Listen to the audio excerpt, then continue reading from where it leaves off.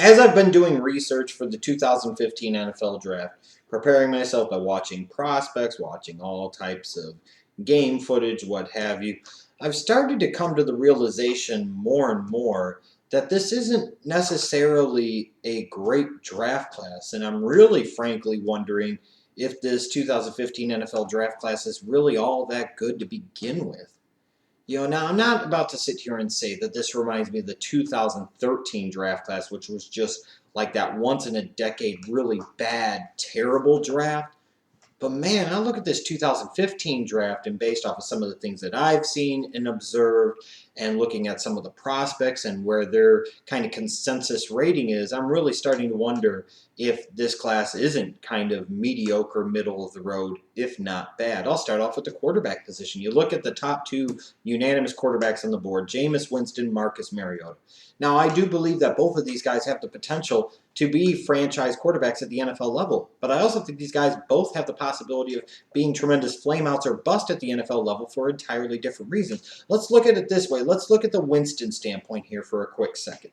We're talking about a Jameis Winston who threw how many picks last season at Florida State? Coming from a system that recently produced other first-round flameouts like Christian Ponder and E.J. Manuel. And people are talking about this guy not only being the number one rated quarterback in this class, but the number one rated player in the 2015 NFL Draft. This is a guy that did a terrible job of reading underneath zone coverage, especially from linebackers all year long, made all types of terrible decisions and very, very poor throws. Yes, the potential is there. The skills are there. But when you also throw in all the off-the-field stuff, I can't believe that so many people view him as such a top-flight can't-miss prospect when that is clearly not the case. And with Mariota, as I've said before, and I will say it again, I prefer Mariota a little bit more than Winston as a prospect. But the difference really isn't that much to me. And I still have a lot of concerns about Mariota in his game at the NFL level, even though I think he will be a guy that develops into a franchise quarterback. I don't think it's going to be an instantaneous thing. And when I look at him and I see that this guy here that played in this type of system in Oregon without the greatest arm strength, I sit there and look at his questionable accuracy at times, and I sit there and say, this is the unanimous number 2 quarterback on the board?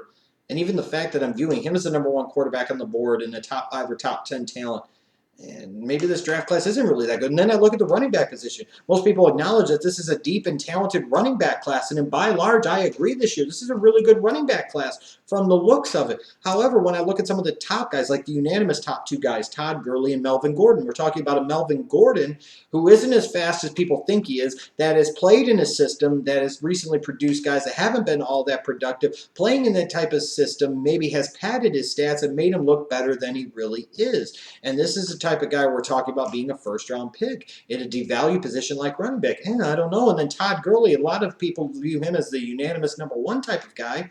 But this is a guy that can't stay healthy. It's an ankle, and it's a freaking knee, tearing an ACL. It's this, it's that. He has that look, and he could be that guy, but at the end of the day, what the hell good is it going to do if he can't consistently stay on the football field if he's made out of freaking glass? So you've got one guy that could very well be a product of the system and another guy who's great when healthy but is hardly ever healthy. Those are your top 2 running backs of a supposed deep and talented running back class. And even when you look, let's say, at the wide receivers, I do think in a lot of ways that this wide receiver class is really, really good again in 2015. I don't think it's as deep and overall talented as the 2014 classes, but let's look at some of the top guys, the guys like the Kevin Whites and Amari Coopers and the Devontae Parkers. Frankly, if you took any of those 3 guys and put them in last year's draft class, they are either the number 4 or number 5 wide receiver prospect on my board in those drafts, in my opinion. And these are the guys that could potentially be battling out to be the number 1 wide receiver taken, especially in the cases of Kevin White and Amari Cooper. In last year's draft, they might have been top 15 to 30 picks. Now we're talking about guys like White and Cooper potentially being top 5 picks this year. And one area I think you can really look at this and you can really question this draft and the talent and depth of talent in this draft is on the offensive line. I mean, for months and months, I saw that the top 2 consensus-rated offensive linemen in this draft were Brandon Scherff from Iowa and Cedric Ogbuehi from Texas A&M. Now, Ogbuehi obviously isn't at this point in time coming off of the torn ACL, but again, you're talking about a guy that when healthy really flashed some serious concerns about his ability to stick at left tackle at the NFL level. Yet people were still talking about him as a top 5 or top 10 talent. And then you look at a guy like Brandon Scherff, who you still, at this point in time, at the beginning of April, have people mocking in the top 10 of their drafts. You're talking about him everybody acknowledging that he's not going to stick at left tackle. And frankly, having concerns about whether or not he can even stick at right tackle, that he has to play at guard. And you got some concerns about, or comparisons to him to Zach Martin last year out of Notre Dame, the Cowboys' first-round choice. Well, I assure you, Zach Martin got beat a lot less on film than Brandon Scherff did. And we're talking about Brandon Scherff. You got people mocking him in the top 5 still for whatever the fuck reason. I don't know what the hell they're smoking. The top 10 picks still at this point in time. Again, what the hell are they smoking? And if an NFL team took him in the top 10 of this year's draft, what the hell are they smoking? Or maybe that's an indication of just how weak this draft was. That, for example, 2 guards or a center and a guard going in the top 10 of 2013 and Jonathan Cooper going 7th to the Cardinals and Chance Warmack going 10th to the Tennessee Titans. This offensive line class, you don't see a consensus guy going into the top 10. You have several guys that you're not even sure where they're going to go. There's such a big range, it makes you question the talent level over there. And I even look at a guy that a lot of people think is actually the top-rated talent in this year's draft and overall in Leonard Williams, the defensive lineman from USC. Here's a guy that at times flashed things, but I think in terms of if I'm rating it from a defensive lineman standpoint, he's a far inferior prospect to me in my mind than an Aaron Donald was last year coming out of Pittsburgh. I look at a guy in Leonard Williams, and I'm not sure, based off of the fact that he's late to get off the ball and he tends to get high very early, whether or not he could actually stick as a 3 technique at the NFL level. I'm also concerned about whether or not he really is a defensive end, let's say in a 3-4 at the NFL level. I'm not sure what type of position he plays. I'm not sure what his NFL position is. And he was a guy that was very bursty. You could see the potential was there, but there were times he just disappeared. And for a guy that you're talking about potentially being the best overall player in a draft class, to have such moments where he just disappears off of film entirely and you don't even know he's there, would lead you to believe that maybe this guy is either a little bit overrated or compared to the rest, he might be better, but that's not necessarily an indication of any of his own greatness. And I even look at this edge rusher class. The guys on the outside, another area of this draft, along with running backs and wide receivers, that is supposed to be really, really strong. And you look at almost all of the top-ranked edge rushing prospects, and there are serious questions. You look at Shane Ray from Missouri. Most people assume, and understandably so, that he can't play in the 3-4 at the NFL level because of the stiffness of his hips and his lack of ability to turn on a dime. You look at a guy like Vic Beasley. Here's a guy that, is maybe 245 pounds, but he lacks a lot of power to his game. And you really wonder if he's the type of guy that could sit there and make a big-time impact at the NFL level as an edge rusher playing in a 3-4, because he played a lot with his hand down in the dirt in a 4-3 at Clemson. Furthermore, a lot of these 3-4 linebackers that come into the NFL level that don't have success is because they lack power and they lack power moves. And Vic Beasley is a guy whose game is predominantly based off of speed. And once you get adjusted to that speed, it's very easy to correct and adjust according to that speed. And even a guy like Dante Fowler, a prospect, again, that I like very, very much. I look at him and I say, this is a guy who's kind of stiff in the hips. Is he really athletic enough to play in a 3-4? Does he really have the type of power moves, even though I think he's the best of the edge rushing prospects in terms of using his hands? I mean, I look at other guys too. I look at guys like Eli Harold talk about being a late first-round pick. Yes, at times he played in a scheme in Virginia that wasn't incredibly conducive to spotlighting and showcasing him the best, but there were plenty of times where I thought his teammate Max Valles just looked better on film. And we're talking about a guy like Eli Harold at 235 pounds as a potential 3-4 outside linebacker. We're talking about him as a late first-round pick. I mean, I saw him several times get completely taken out of games by Cam Irving and what have you.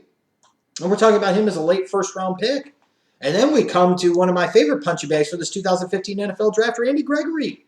A guy who was better in 2013 than he was in 2014, and I dare you to tell me otherwise. And don't just give me the double-team crap.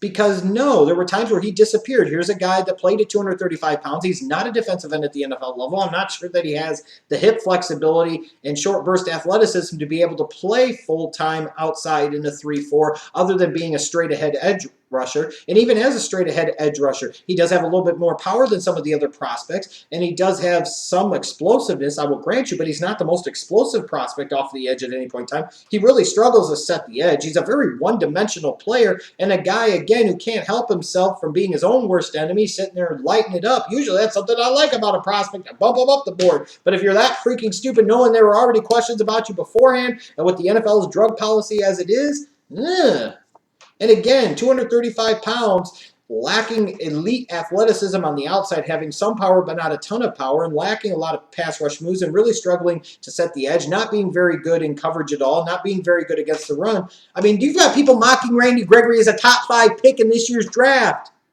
And even with the drug issue, still a top 10 or top 15 talent. What the fuck are people smoking? Is this draft class that bad where Randy Gregory is that highly viewed of as a prospect? Like, even I look at the corner position and Marcus Peters out of Washington. Here's a guy that got kicked off of the team, but people are talking about, even with him getting kicked off the team, which should be a serious red flag in terms of character concerns, are talking about him still being a guy taken in the middle of the first round, and he perhaps will be. But we're talking about him like he was this unanimous top 10 prospect to begin with. Well, we're talking about Marcus Peters that seemed to get beat a lot more than people want to let on, that people think is a lot more physical than he really actually is, and they think he's more athletic than actually the film shows from time to time. And this is a guy that we were talking about as a unanimous top corner in this draft or a top 10 or 15 pick. If Marcus Peters is the best corner in this class, what does that really say about this year's corner class? And then we get to safety, a class that we all acknowledge is very weak and very lacking in depth and talent. And the unanimous best prospect of that safety class is Landon Collins out of Alabama. There have been people for months and months and months that have been projecting this guy to be a top 10 or maybe even top 7 or top 5 pick. Landon Collins, a one-dimensional, primarily in-the-box safety from Alabama who recently produced a bust safety like Mark Barron. This Landon Collins.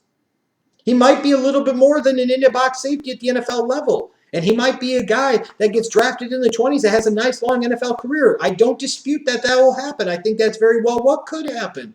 But the fact is, when you watch Landon Collins, there is no way to me on God's green earth you could look at him and envision him as a top 10 talent or any type of talent at all that you would want to touch with the top 10 pick. Yet there are people that are still, at this moment, mocking Landon Collins as a top 10 pick.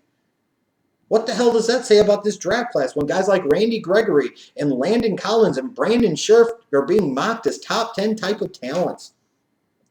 I don't think this draft class is as bad nearly as 2013. That draft class was terrible and horrible. I don't think this class is as questionable as maybe, let's say, 2009, but it's questionable. It's really not that great. And when you really look at it, and you look at some of the top guys at the top positions and even compare them to previous years, or even just look at them in general, there's so many questions, so few really surefire type of guys.